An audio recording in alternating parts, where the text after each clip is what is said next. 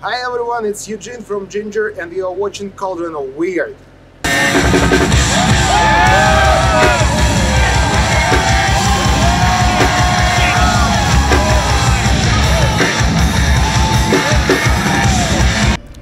Greetings, Cauldron of Weird. Welcome back. We have a very, very special event for you today.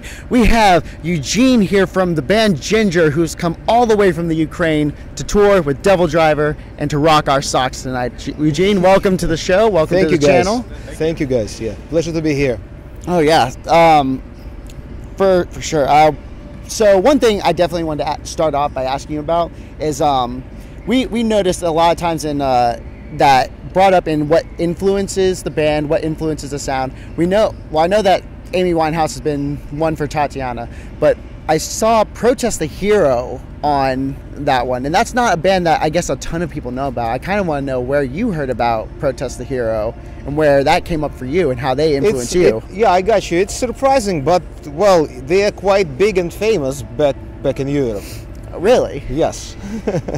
It's really odd. Yeah, and back in time, 10 years ago, they were definitely, I would say, on the top of the whole progressive metal scene worldwide, at least in my eyes.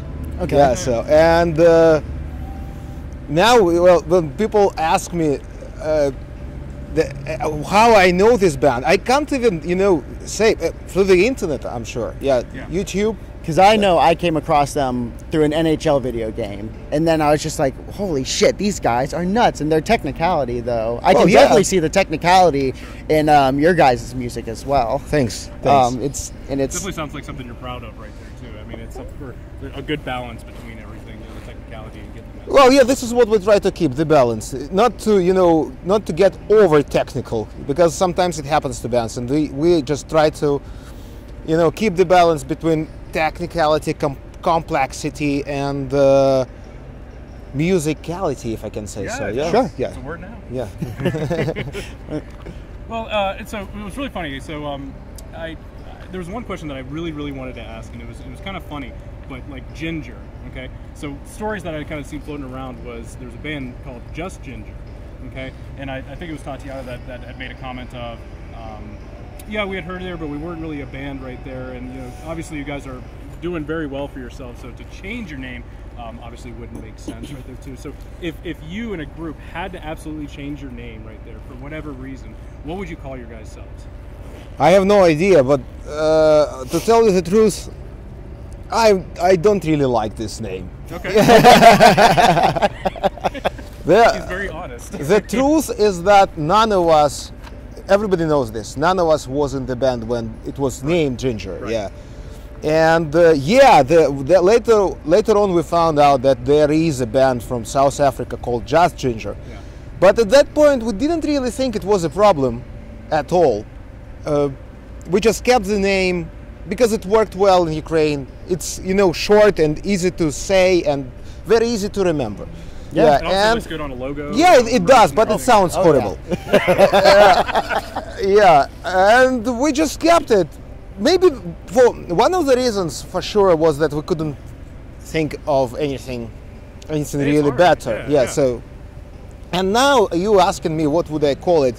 I don't know. I have no options you have really. To muddle it around a little bit. Yeah. Well, yes, yeah, definitely, but I would not. Let's leave. Sticking for you guys too. So let's just leave the things the way it is. That's it. Fair enough. Fair enough. I mean, obviously, you guys, touring with Devil Driver today, that's a pretty significant name in the metal scene. You've toured with and played with some incredible names in the metal scene, like Arch Enemy, for example. I know you've toured with Arch Enemy, with Cradle of Filth, one of the bands. Yes. What are some of the bands that I guess you've looked up the most, have had the most influence on you guys as a band, like on just being tour mates with them? Like, who's been the biggest of those impact? we toured with? Yeah. Yes. They all influenced us in their own way. It cannot go without being influenced by somebody if you tour so much, shoulder to shoulder, play so many shows. Yeah, and just in their own way. Like Arch Enemy taught us how to be very professional. Oh. Yes, they're guys, they're top-notch professionals. I could imagine that, honestly. Then Cradle of Filth. Cradle of Filth actually taught us how to act non-professionally. Let me explain what I mean. Let me explain what I mean. They are really awesome guys, and they know how to spend their time off, and they know how to relax. They know how to party, and it was really cool to see that big bands can know what rock and roll is. Yeah, it's not only about playing on stage, going to your green room, changing clothes, and going to sleep in your bunk. No. So, and Cradle of Filth showed that to us, that it still can be fun. Yeah, a lot of fun. It's not about behind this. Yes, exactly, and it is important.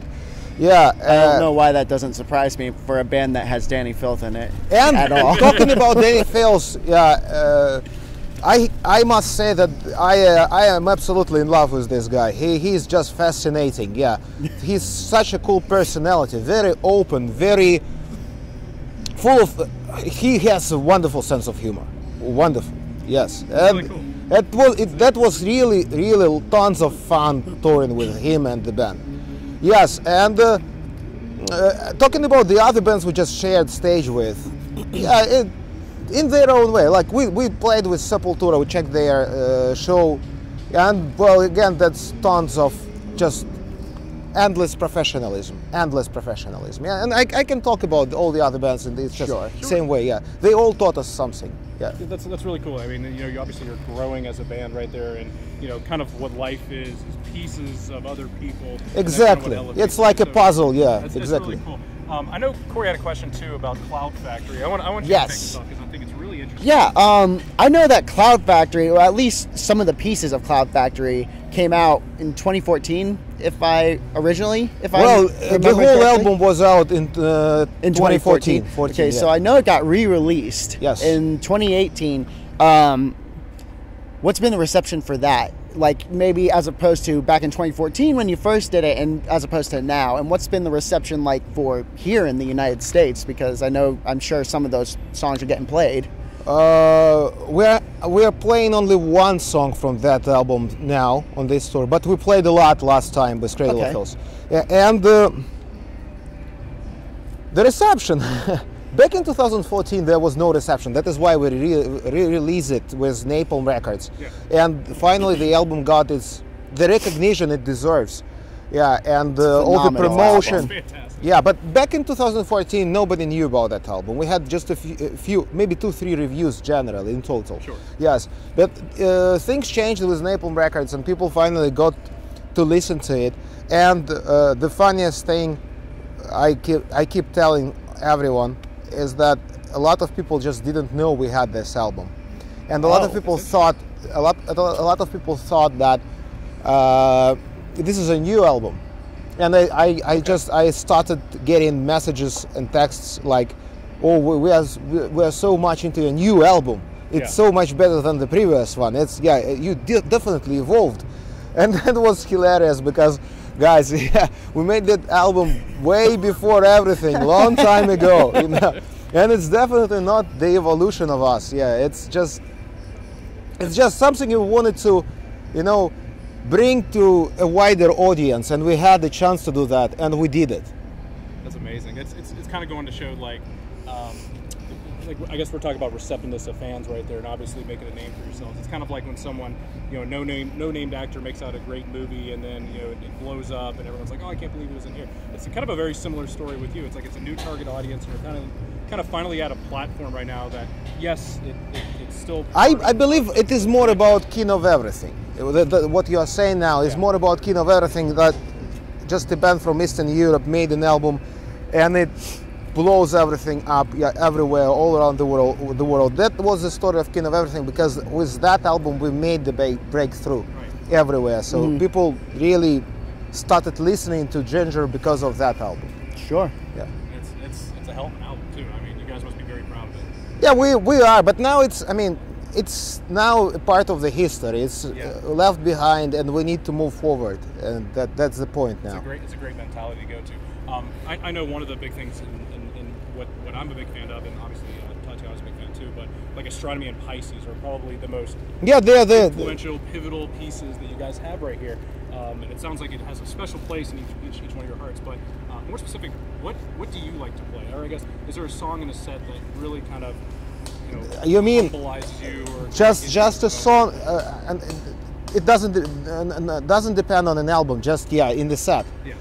Well, I love playing.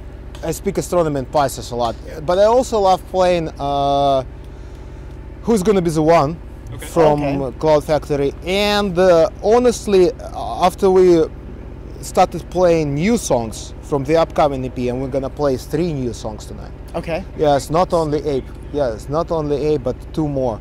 I have to say that I enjoy playing new songs most of all. Okay. Yeah, that was the reason actually. We were supposed to make an album this autumn, this fall, but we changed plans because our manager just persuaded us we have to come back home, or come back here in the States and play again. Sure. And that's why we couldn't for one, the only reason we couldn't play those old songs anymore live. So we wanted something new, some fresh breath. Sure. Yeah, and we composed the EP, new songs, so it's like, we are now satisfied. We go on stage and play something new, and at the same time, business-wise, things keep rolling. We are not stuck in the studio for half a year. So we are again on the road. So I think it was a perfect decision. That's fantastic. I'd love to see a band find their voice and kind of know what they want, know what their fans want, and always moving forward. I think that's fantastic. I think it's a lot of fun. Thanks. What else you want to? So one thing I wanted to ask you about is, first time, as far as I'm aware of you coming into Columbus, this is the Alrosa Villa. I don't know if you know about the Alrosa Villa or what it's infamous for, is that this is the venue where Dimebag Darrell was killed at. I didn't know that. This is, in fact, that very infamous venue, notorious. 2004 after. Yes. I remember how it happened. I remember I was it was the morning I was at the university, and I just met my friends who obviously were metalheads too, and they told me what happened, and I was completely shocked. Yeah. Yeah, there's been a very major revamping in how they run concerts, especially within this city since then. But knowing that now, what do you think about playing at a venue that has, I guess, such infamy behind it? And I would top that off too. Have you played any other places, any other venues that have had interesting history or something? Or very We played notable? Bataclan. Okay. Have you heard about Bataclan in Paris, France? That is the venue which was attacked and captured by terrorists. Eagles of Death Metal. Yes, I do remember when that happened. It happened with that band. Oh man. Ooh. Yeah. Gnarly. So this is just a walk in the park then, right? Well, not exactly, because I believe as a Pantera fan, I am tightly emotionally connected with Dimebag Darrell, even though I've never met him, never had the chance, but his music, and then I have to say that understanding this, it will be something special to play on this stage. Something special. Yeah, and you'll notice when you come in, there's that big boulder they have right before the parking lot. It says "Rest in Peace, Dime," and they're just never going to get rid of that. It's on the other side, right? Yeah. It's pretty cool. Well, I know we had obviously we could talk forever with you too. I know we had a couple Spitfire questions that we wanted to kind of attack too. Well, Go let's ahead. talk about the EP a little bit. Oh, well, That's why. Like I said, I can talk for hours about all this stuff too. So obviously, new EP kind of coming in line. Anything that you can give us? Any little bit of juicy tidbits that we can get our hands on? Well, it's gonna be different from everything we did before. Okay. And one of the differences is that we will have really sad songs on this EP, like quite I'm all for that. with the depressive, melancholy style, something a bit similar to Pisces, but even deeper into that direction. Yeah, the new single. We already made Ape, and another single will be out, and that will be probably the saddest song we've ever composed and played. And the whole idea, the whole musical idea of the EP is like a bit different. We tried to step aside from our genres and style, Sure. comfort zone. Actually, we stepped out of our comfort zone. Yeah. It can be heard on Ape actually. Okay. Yes, and I think it's the right move now, because the last thing we all want in a band is just to be repetitive and make one and the same shit years and years and years. Sure. So we would really we would love not to do it Yeah. anyway. Yeah, it's just one of this. It's one of the. So we should take note that Jinjer is not going to be AC/DC then. For sure, for sure. Yeah, one of the most essential parts of our music is not to get repetitive and keep surprising people. Yeah, Of course. with each release. Yes, and just be prepared for everything. There are quite a lot of surprises on this. I mean, if there's Yeah. melancholy behind it, I'm all for that because I'm a little emo sad boy and I love that shit. Me too. So, Welcome to my life. yes, Yeah. so now we're going to hit you with some rapid fire questions, just one word answers. So we'll start, favorite movie. American Beauty, Good choice. PlayStation or Xbox? PlayStation, Nice. Man, nice. Favorite drink, alcoholic or non-alcoholic? alcoholic. I would say beer. Just I love beer. Non-alcoholic, Diet Coke. Okay. That's really interesting. What's your favorite band you're currently listening to right now?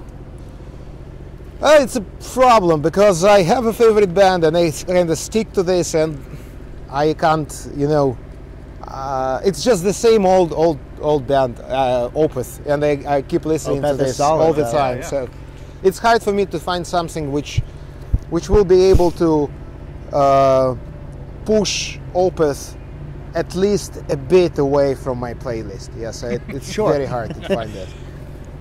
This one is most important, especially on this channel. Pineapple on pizza, yes or no? Yes. Yes! Suck it, Bryant. And last but not least, we have a running gag on this channel where one of our Patreon tiers is called Bird Bath and Beyond. It all started from a Trivium reaction we did. So, what is your favorite bird? Bird. Bird. I know. I'm bad at birds in English. So I'm bad at birds even in Russian, in my mother tongue. So I can barely think about just a few. I just know how to call a few. Let's say an owl. Owl? Yeah. Can you give me one for in your native tongue? An owl in Russian? Yeah. Sava. Oh, Sava. cool. All right. Well, thank you very much for your time, Eugene. We are honored Thank that you guys. you It took was the time very to join us. entertaining, Thank you very much, everyone, so much for watching. I hope you enjoyed the video. Like, comment, subscribe, ring the bell, and we will see you in the next one. До свидания. До свидания.